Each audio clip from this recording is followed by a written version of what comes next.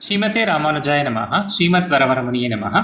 ஆண்டாள் அருளி செய்த திருப்பாவை 2ஆம் பாசுரத்தில் வையத்து வாழ்வீர்கள் நாமும் நம் பாவைக்கு செய்யும் கிரிசைகள் கேளீரோ பார்க்கடலுள் பையத்துயின்ற பரமனடி பாடி நெய்யுண்ணோம் பாலுண்ணோம் நாட்காலே நீராடி மையிட்டெழுதோம் மலரிட்டு நாம் முடியோம் செய்யாதன செய்யோம் தீக்குறளை சென்றோதோம் ஐயமும் பிச்சையும் ஆந்தனையும் கை காட்டி உய்யுமாறெண்ணி உகந்தேலோர் எம்பாவாய் என்று பாடுகிறாள்.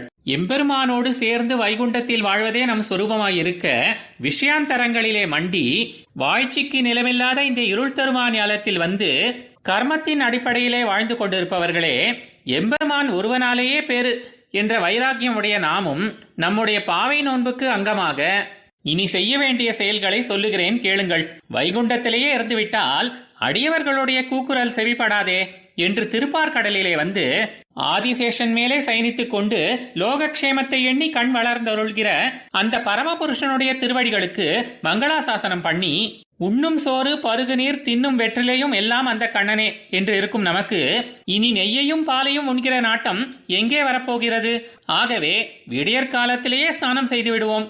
அவனே நியமித்தால் ஒழிய அவன் ஆனந்தத்துக்காக கைங்கரியமாக செய்வோமே ஒழிய ஞான பக்தி யோகங்களை நாமவே சாதனமாக கொள்ள மாட்டோம். அதே போல ஐஸ்வர்யம் கைவல்யம் போன்றவற்றிலும் ஆசை கொள்ள மாட்டோம். இப்படி அந்த எம்பெருமானை கண்டு அனுபவிப்பதே இந்த கண்கள் பெற்ற பேரு. ஆகையால் அந்த பேரு வாய்க்கும் முன்பு கண்களை மையிட்டு அலங்கரிக்க மாட்டோம். மேலும் அவன் இணையடிகளை சூடுவதே இந்த தலைக்கு பேரு. ஆகையால் அப்பேரு வாய்க்கும் முன்பு பூக்களை கொண்டு அலங்கரிக்கவும் மாட்டோம். மேலும் அவன் பக்தர்களை முன்னிட்டு கொண்டல்லது நாமே அவனை நேரடியாக ஆசிரியிக்க மாட்டோம். அதாவது எம்பெருமானார் போன்றவர்களின் வழிவந்த ஆச்சாரியர் மூலமாகவே அவனிடம் சரணடைவோம். மேலும் எம்பெருமான் பக்கலில் சென்று ஒருவர் மேல் ஒருவர் குற்றங்குறை கூற மாட்டோம். தகுதி உள்ளவர்களுக்கு தானமும் சந்நியாசிகளுக்கும் பிரம்மச்சாரிகளுக்கும் பிக்ஷையும் தேவைப்படுமளவு கொடுப்போம். இவ்விதம் உஜ்ஜீவிக்கும் வழியை ஆராய்ந்து பரம போக்கியமான பாவை நோன்பை மேற்கொள்வோம் வாருங்கோள் என்று அழைக்கிறாள். ஆழ்வார் எம்பெருமானார் ஜீயர் திருவடிகளே சரணம்.